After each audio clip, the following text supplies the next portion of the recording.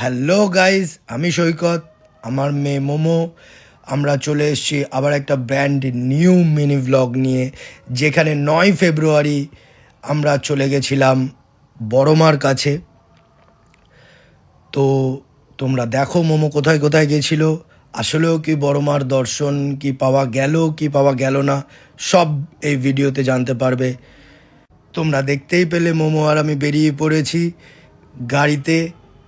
আমি, মোমোর মা, মোমোর ঠাম্মি, আরও মোমোর 2 ঠাম্মি, আমরা সবাই মিলে চলে গেছিলাম বড়মার দর্শনে। মোমো তো ঘুমটুম থেকে গাড়িতে উঠে এখন গাড়ি করে মোমো যাচ্ছে। মোমো গাড়িতে একটু ঘুমিয়ে পড়েছিল আবার, তাই জন্য আমি রাস্তার ভিডিওটা করেছিলাম। অসাধারণ লাগছিল রাস্তাটা, একদম কল্যাণী হাইওয়ে ধরে আমরা সোজা চলে গেছিলাম। খুব সুন্দর রাস্তা, অসাধারণ রাস্তাটা করেছে।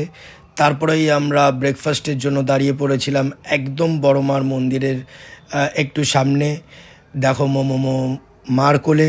মোমোর এখন একটা বাজে অভ্যাস হয়েছে যে মোমো সবার কাছে যেতে চায় না।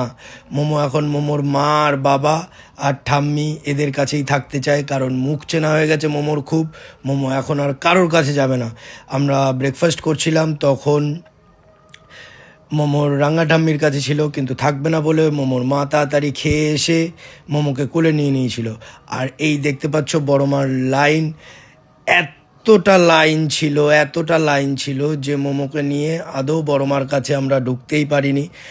আর আমার মার ছিল হচ্ছে কোমরে অপারেশন, তাই জন্য আমার মাও ঢুকতে পারেনি, আমরা কেউই বড়মাকে দর্শন করতে পারিনি। তো বড়মাকে বাইরে থেকে আমরা প্রণাম করে চলে এসেছি। আবার যদি কোনো টাইমে আমার বড়মা ডাকে আমাদেরকে, আমরা নিশ্চয়ই যাব, কিন্তু বড়মার দর্শন আমরা সেইবারে পাইনি, কারণ প্রচুর লাইন ছিল। 9 ফেব্রুয়ারিতে এত লাইন ছিল যে বড়মার মন্দিরের সামনেটাই আমরা যেতে পারিনি। তারপরে মোমোকে দেখতেই পাচ্ছ, মোমো ঠাম্মির কোলে উঠে বড়মার মুখ এঁকে টেকে মোমো এখন খেলছে।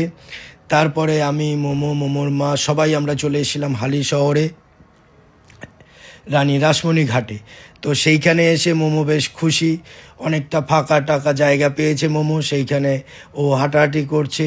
ওই দিকে পিকনিকও হচ্ছিল, অসাধারণ ঘাট ছিল মোমোর। ওখানে পিকনিকে নাচানাচি গান বাজছিল, তাই জন্য রাঙ্গা ঠাম্মি আর মোমো নাচানাচি করছিল। তারপরে তো ন্যাচারাল মোমো গাড়ি দেখলে তো গাড়িতে উঠবেই, এবার একা একা ঘুরছে। কোনো ওর ভয় টয় তো তোমরা জানোই, ওর কিছু নেই, ওর কোনো ভয় নেই এইগুলো চড়তে, একা একাই চড়তে পারে। কিন্তু গাড়ির স্টিয়ারিংও এখন ধরবে না, ওই পাশে যে রডটা ছিল সেইটা নিয়েও এখন ধরে থাক।